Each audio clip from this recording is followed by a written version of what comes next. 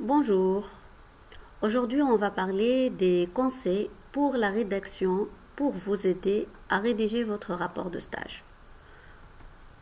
Tout d'abord, un rapport de stage, c'est un résumé de votre expérience acquise lors de votre stage en entreprise, quel que soit un stage d'été ou bien un stage pour la préparation de votre PFE. En fait, c'est à la fois pour le correcteur, mais aussi pour vous aider à faire le point sur votre future carrière. Voici notre guide de rédaction de votre rapport de stage avec le style à adopter, les attentes des professionnels et de vos professeurs.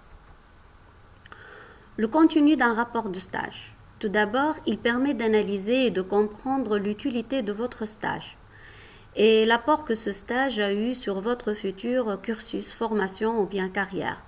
Vous devez démontrer lors de la rédaction de votre rapport de stage que votre stage vous a permis d'acquérir une connaissance approfondie d'un secteur d'activité, avoir une vision globale de l'entreprise, sa structure, ses activités, approfondir les connaissances d'un métier, découvrir de nouveaux métiers, assimiler des connaissances pratiques, assimiler des processus, maîtriser et comprendre les enjeux des missions qu'on vous a confiées, faire face et résoudre des situations de blocage, des difficultés, et enfin développer plusieurs compétences bien sûr.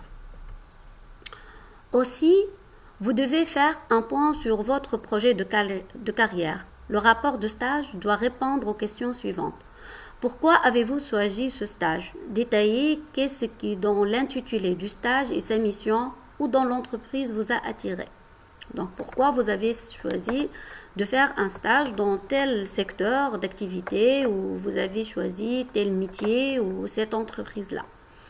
Pourquoi avoir postulé pour cette offre et qu'attendez-vous de ce stage au début? Donc, avant de faire le stage, c'est sûr, vous avez des idées, des attentes. Avez-vous apprécié ce stage et pour quelles raisons? Donc, est-ce qu'il était bénéfique? Est-ce qu'il était en fait un échec? Est-ce que, est-ce que le stage et l'ambiance globale du stage, vous avez apprécié ça ou non? Avez-vous été apprécié comme stagiaire et pour quelles raisons? Votre personnalité, vos résultats ont-ils été remarqués? Votre capacité de travail, votre sens du travail en équipe ou en fait du relationnel bien sûr. A-t-il été utile pour le service dans lequel vous avez travaillé? Quelles conséquences ce stage a sur votre projet de carrière?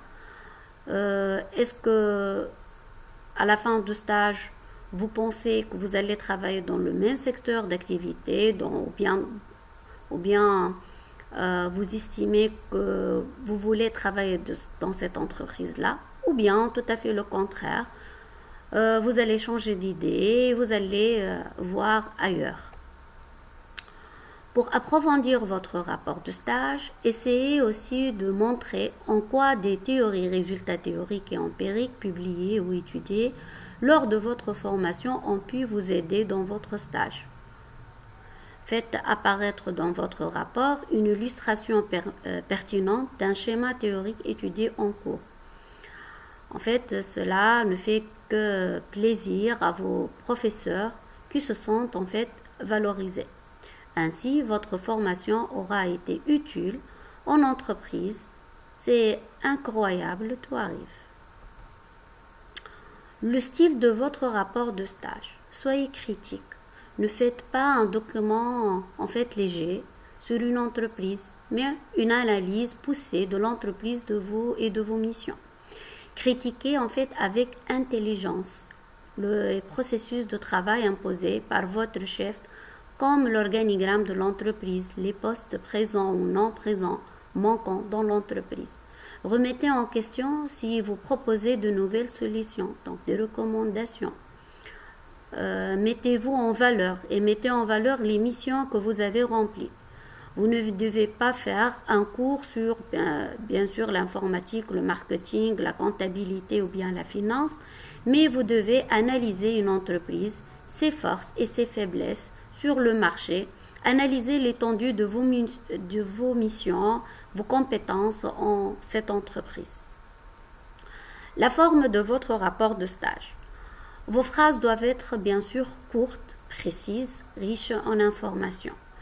L'orthographe et la grammaire doivent être bien sûr irréprochables, surtout en fait pour l'introduction et la conclusion.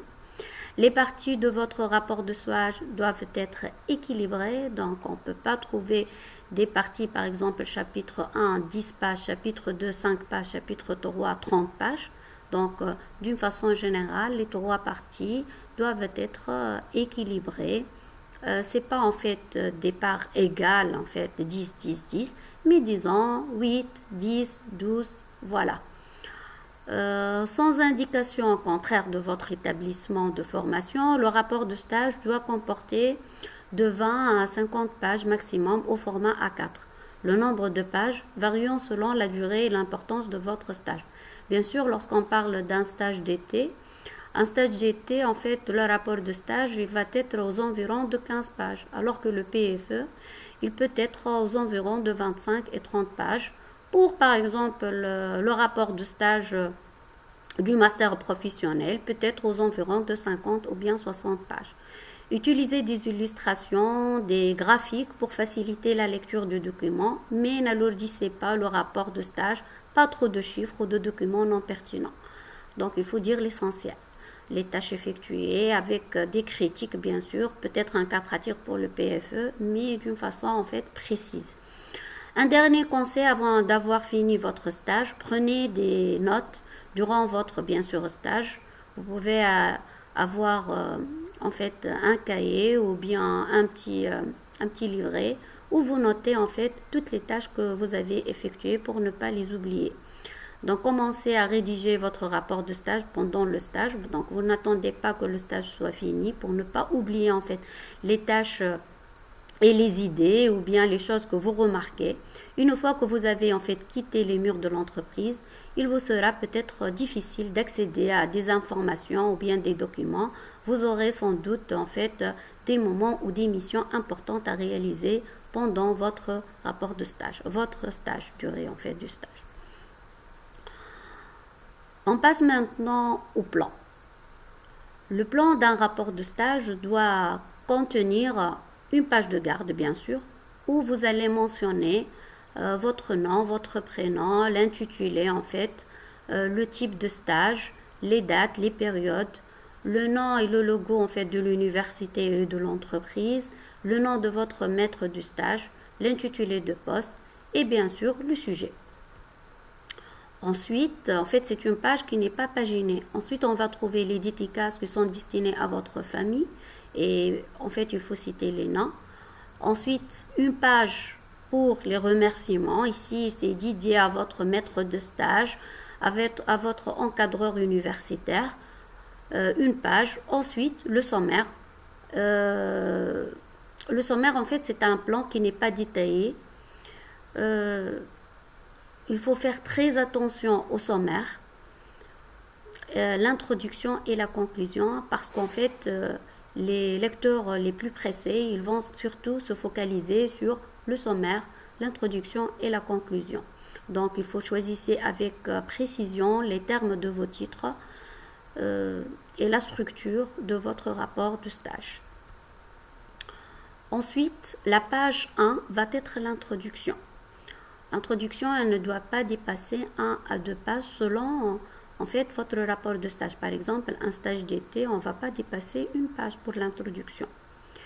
Précisez pourquoi vous avez choisi ce stage, donc la motivation, quelles sont vos raisons, pourquoi vous avez choisi ce poste, pourquoi vous avez choisi ce secteur d'activité ou bien cette entreprise.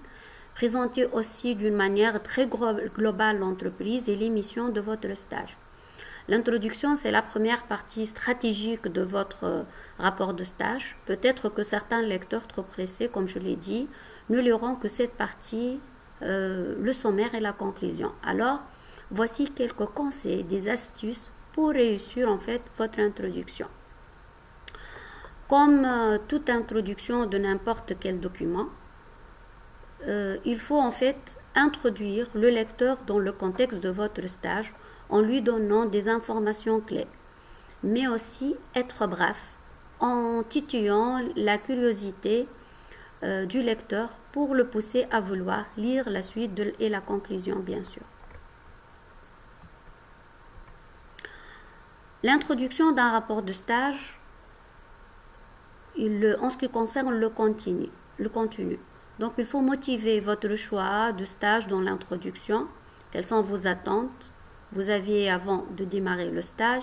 Si votre rapport de stage doit inclure une problématique, vous devez bien sûr l'annoncer en fin d'introduction, avant d'annoncer le plan dans ses grandes lignes. Donc là, vous allez tout simplement poser une question avec bien sûr le point d'interrogation, c'est la problématique, et vous énoncez ensuite, donc vous allez dire, pour répondre à cette problématique, dans une première partie, je vais présenter par exemple l'entreprise. Dans un deuxième chapitre, je vais présenter par exemple le service de crédit, et le troisième chapitre, en fait, c'est une étude de cas ou bien cas pratique où je vais parler du crédit documentaire. Voilà.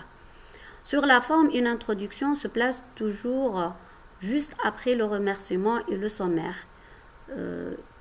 Une voire 2 pages Word maximum sont recommandées. Il faut donner les grandes lignes, susciter l'intérêt du lecteur, mais ne pas trop dévoiler les choses pour encourager les lecteurs à vouloir parcourir en fait la suite de votre document. La conclusion doit d'ailleurs répondre à l'introduction du rapport de stage. Les deux parties doivent pouvoir se le lire à la suite. Donc il faut faire très attention. L'introduction et la conclusion doivent être complémentaires. En ce qui concerne maintenant le développement, donc on a passé au développement de votre rapport de stage. D'une façon générale, les parties doivent être équilibrées. Cependant, la partie présentant vos missions et le bilan de votre stage doit être supérieure en volume à celle présentant l'entreprise et bien sûr son secteur d'activité. Lorsque vous décrivez vos missions, ne racontez pas votre quotidien dans l'entreprise, mais uniquement les faits majeurs, les objectifs, les méthodes et moyens employés, les résultats obtenus, les difficultés rencontrées, les solutions apportées, les personnes avec qui vous étiez en contact, les enjeux de la mission. La conclusion de votre rapport de stage. En fait, c'est l'étape finale. Donc, tout d'abord, les dédicaces, les remerciements, ensuite le sommaire, l'introduction, le chapitre 1, chapitre 2, chapitre 3, etc. Ensuite, en fait, la conclusion. C'est la clôture de votre document, c'est l'étape finale, mais elle est en fait très importante et stratégique, surtout pour les relecteurs qui feront très attention en fait à cette conclusion. Donc, un premier rappel évident. La conclusion se rédige en fait, c'est à la fin de votre document, c'est l'aboutissement global de votre rapport. Elle reprend les grands enseignements de votre expérience en mettant les perspectives de votre cursus passé, ce stage et la suite en fait de votre projet professionnel. Quand vous rédigez la conclusion, il faut prendre de la hauteur. Donc c'est très important en fait que vous reculez avant de faire un peu recul. En fait, vous pouvez en fait prenez 1 ou bien 2 jours de recul pour essayer de sortir de votre tête la rédaction de votre rapport de stage, se dégager et en fait se focaliser uniquement sur les grandes idées fortes de votre document et de votre, bien sûr, expérience. Quels sont les 2 ou bien les 3 grands enseignements de votre stage? Les enseignements sur un secteur professionnel ou bien métier en particulier, mais aussi l'impact sur votre orientation ou bien expérience professionnelle future. Il faut être vraiment très critique. Cela va être apprécié par les relecteurs sur ce que vous n'avez pas aimé dans votre rapport de stage. Globalement, il faut rester bien sûr positif et constructif. La conclusion de votre rapport de stage doit répondre bien sûr à votre introduction. Donc ici, c'est un point à ne pas oublier et négliger. Comme je l'ai dit avant, l'introduction et la conclusion doivent être complémentaires. Donc, si j'ai posé une problématique, une question dans l'introduction, lorsque je lis en fait la conclusion, je dois trouver la réponse. Les grandes questions existentielles du rapport de stage. Votre stage vous a-t-il permis de confronter dans votre projet professionnel, donc le plan carrière? Votre stage vous a-t-il appris quelque chose? Méthode de travail, contact, entreprise, des nouveaux logiciels à manipuler, etc. Souhaitez-vous travailler plus tard dans ce type de métier entreprise ou bien non? La conclusion en ce qui concerne la forme. Une conclusion, elle doit être courte et précise, maximum une page. Évitez les généralités, type « ce stage m'a appris beaucoup tant sur le plan professionnel que personnel ». Non, ça c'est à éviter. Il faut argumenter rapidement sur les grands apports avec des exemples précis. Donc il faut dire que j'ai appris à manipuler tel logiciel. C'était pour la première fois de ma vie que je mets les pieds dans une entreprise. Je découvre en fait l'ambiance professionnelle. Donc il faut préciser. Pour rythmer la conclusion et faciliter sa lecture, vous pouvez mettre en gras les phrases les plus importantes. Et bien sûr, il faut, à la fin de votre conclusion, ou l'ouverture des raisons. En fait, ce n'est pas de développer de nouvelles idées ou bien de nouvelles problématiques, mais tout simplement, il faut proposer une problématique complémentaire de celle traitée dans votre rapport de stage. Après la conclusion, vous allez mettre les annexes et la bibliographie. Il faut savoir que vous placez ici les documents, les références, les rapports sur lesquels vous avez travaillé qui permettent de mieux illustrer les missions ou bien apports de stage. Les ouvrages que vous ont apporté des théories applicables durant votre stage. Attention, tous les documents placés en annexe et bibliographie doivent avoir été introduits déjà lors de votre développement. La bibliographie doit être aux normes APA, c'est-à-dire American Psychological Association. Les sources sont organisées par ordre alphabétique avec un double interligne, une indentation à gauche à partir de la seconde ligne. Cette page doit avoir le titre bibliographie et présenter le titre de votre travail en tête, bien sûr. Pour finir, en fait, votre document rapport de stage, vous le clôturez bien sûr avec la table des matières. C'est un plan qui est détaillé, bien paginé à la fin de votre document. Donc, au début de votre document, vous avez commencé avec un sommaire qui est un plan non détaillé. Mais ici, vous allez reproduire tous les titres et les sous-titres que vous avez en fait mentionnés dans votre document et n'oubliez aucun titre. En fait, d'une façon générale, il est écrit en Time New Romance 12, justifié, interligne 1,5. Donc, table de matière, des matières centrées en gras en haut de votre page. Donc ici, vous allez mentionner tous les sous-parties et les sous-titres. Donc ici, on a terminé en fait votre rapport de stage. Tous les parties, donc tout d'abord, je peux en fait faire un petit rappel. Tout d'abord, vous allez avoir une page de garde. Ensuite, donc, les dédicaces et le remerciement. Un sommaire qui est un plan paginé mais qui n'est pas détaillé. La première page où il y a la page 1, c'est l'introduction. Ensuite, en fait, c'est le contenu, donc le chapitre 1, 2, 3, etc. Vous clôturez avec une conclusion où vous répondez à votre problématique qui est complémentaire à votre introduction. Après la conclusion, vous allez mettre les annexes et en fait, à la fin, vous allez faire mentionner en fait votre bibliographie et bien sûr, la dernière page, ça va être la table des matières qui est un plan détaillé. Il ne reste que la soutenance de votre rapport de stage et donc je vous souhaite bon courage.